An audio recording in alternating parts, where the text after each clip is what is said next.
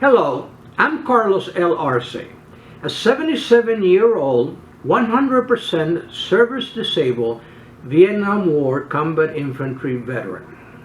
I am also a husband, a father, and a grandfather, as well as a sociologist, a news junkie, and an avid student of history. This is my audio and video podcast entitled 15 Minutes with Carlos.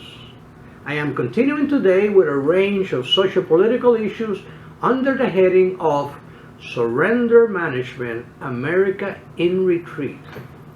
It is based on an 11-book series I published in 2011, suggesting that we have surrendered our national values to small but loud interest groups, that we are in constant retreat at home and abroad.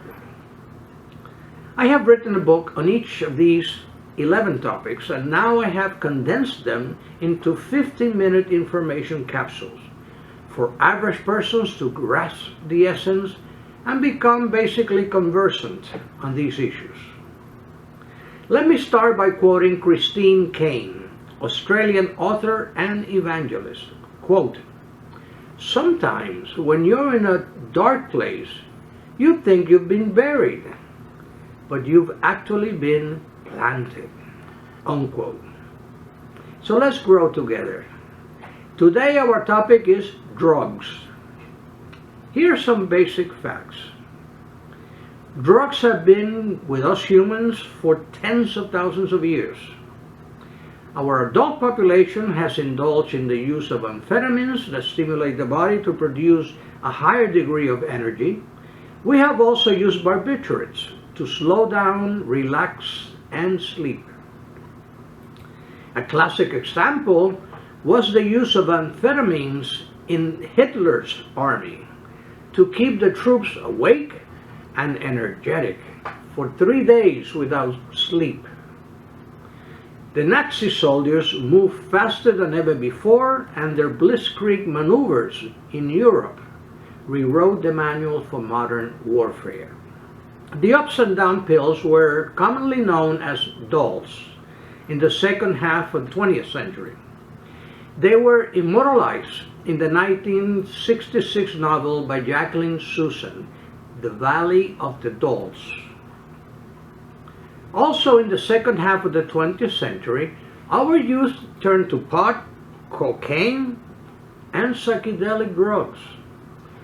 It followed a new drug-centered philosophy of life. It became front and center in rock music and in the anti-Vietnam War movement. While academic demagogues, notably Harvard professor and advocate of LSD psychedelic experimentation, Dr. Timothy Leary, who urged our youth to tune in, turn on, and drop out. I was one of the 500,000 soldiers in the jungles of Vietnam. When I read about the 500,000 progressive youngsters at the Rock and Drugs Free Love Extravaganza in the Woodstock Rock Festival in 1969 in New York State, one can only recall a quote from Ralph Waldo Emerson, an American writer, poet, philosopher, and more. Quote, "The only person you are destined to become is the person you decide to be." Unquote. The 21st century brought us the push for legal pot. Today, there is massive farming and distribution of medicinal cannabis and recreational pot. Congress is getting closer to a national legalization of recreational pot. For me, the most worrisome and dangerous reality is the development of Delta-8 pot. This less intoxicating extract from the cannabis plant makes anyone high and higher, and it is sold everywhere in smoke shops and gas stations and beyond. Routine drug use can be correlated with the low academic scores of students, with the growth of homelessness in our cities, and the epidemic of mental health cases in the nation, which creates an increase in gun violence. It is also affecting our national military readiness and the quality of our workforce. Let's hear views from the liberals. Marijuana is harmless and fun. It's time for a national legalization. It is 1,000 times better than alcohol for society. Some would even suggest that we should legalize all drugs. Government can effectively regulate pot like alcohol. Society should subsidize the cost of providing food, clothing, and shelter for those that become addicted and fall into homelessness. Furthermore, we should release the tens of thousands behind bars for drug offenses. Their numbers could be hundreds of thousands. Let's hear views from the conservatives. It is not true that marijuana is harmless. The smoking and vaping increases the rate of lung cancer, and edibles damage other organs in the system. Some research points to the impairment of memory and concentration. Legalizing all drugs could cause irreversible damage to our society. The issue of tens of thousands of people in prison only for drug offenses requires attention. Nevertheless, minor violations of simple possession deserves a different treatment than schoolyard dealers and others. Subsidizing the food, clothing, and shelter for the homeless and the mentally challenged must be recognized as a social obligation. Let me bring a quote from George Bernard Shaw, English playwright, polemicist, political activist, and more. Quote, "The worst sin towards our fellow creatures is not to hate them, but to be indifferent to them. That is the essence of inhumanity." Unquote. Now my take.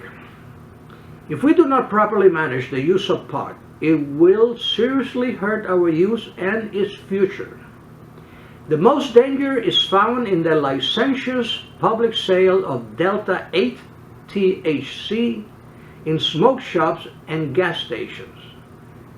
Local promotions with street signs, neon signs in gas stations, distribution of flyers, and more is drawing our youth into a rabbit hole of drug-induced personal deterioration.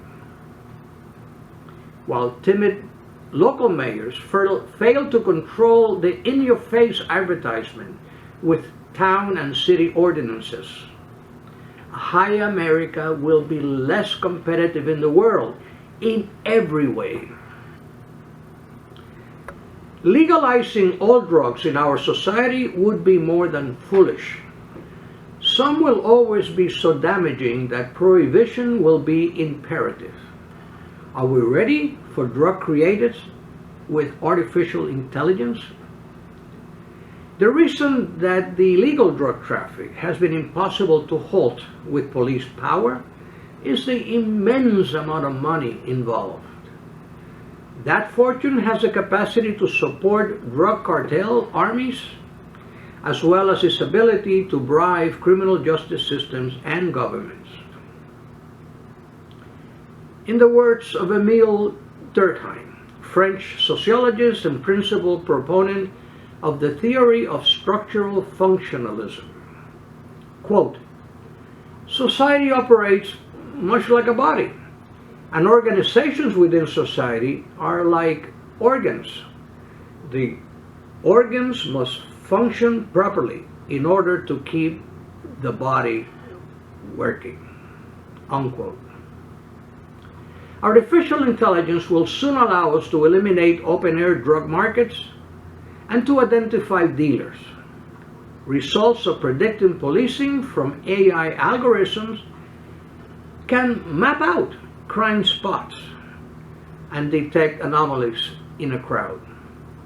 Facial recognition through biometric technologies can already find a face in a crowd, and AI scene analysis can detect objects of interest.